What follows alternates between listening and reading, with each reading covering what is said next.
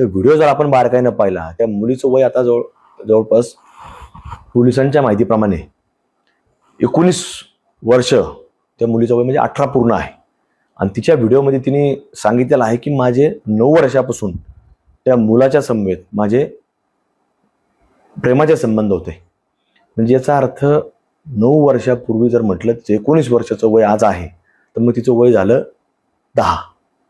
म्हणजे यालाच आमचं जे म्हणणं आहे की जेव्हा 18च्या आत ह्या मुली ज्या वेळेला असतात, तर त्यावेळेस त्यांना कुठंतरी प्रेमाच्या जाळ्यामध्ये अडकवण्याच्या बाबतीमधला पुढाकार काही लोकांनी घेतला जातो, असा आमचा वारंवार संशय, शंका ही आमची आहे.